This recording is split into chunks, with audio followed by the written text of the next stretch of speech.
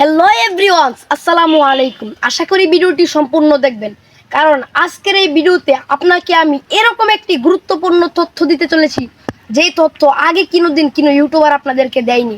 তো কেন দিচ্ছি এই বিষয়টি কিছুক্ষণ পরে বলবো। তো তার আগে গাইস, আপনাদেরকে আমি একটি কথা বলবো যে আপনি যদি একজন খাঁটি ইমানদার মুসলিম ব্যক্তি হয়ে থাকেন, তাহলে এই কথাটি জানা আপনার জন্য অনেক গুরুত্বপূর্ণ।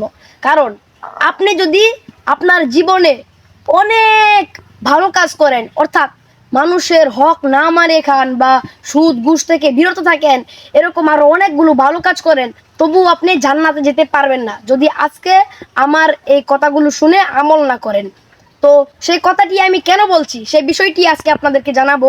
সেটি হচ্ছে, আমি চাই গোটা পৃথিবীর মুসলমান একসাথে হোক। আমি চাই গোটা পৃথিবীর মুসলমান একসাথে হোক। তো আপনারা দেখেছেন, কালকে কিন্তু ইন্ডিয়ার হিন্দু ধর্মের একজন রাসূলকে গালি দিয়েছে। সেটা নিয়ে আজকে পুরো দেশ উত্তাল। তো আপনারা ভালো করেই জানেন, ইসলামকে গালি দিলে মুসলিমরা সহ্য করতে পারে না। আমি কিন্তু আপনাদের মধ্যেই একজন সাধারণ মানুষ, কিন্তু আমার আশা কি গোটা পৃথিবীর মানুষকে ইসলামের দিকে নিয়োজিত করা। তো নাম্বার 2, আমি একজন ভালো ইউটিউবার হতে চাই। আপনারা যদি সাপোর্ট না করেন ভাই, তাহলে তো আমরা হতে পারবো না।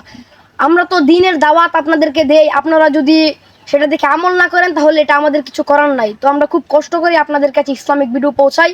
তো আশা করি আপনারা আমার চ্যানেলটিকে সাবস্ক্রাইব করে দিবেন এবং ভিডিওতে একটি লাইক দিবেন।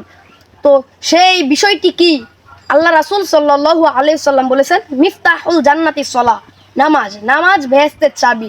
আপনি যদি নামাজ পড়েন তাহলে জান্নাতের চাবি আপনি সুন্দর করে পেয়ে যাবেন। তো সকলকে আমি নামাজে দাওয়াত দিলাম।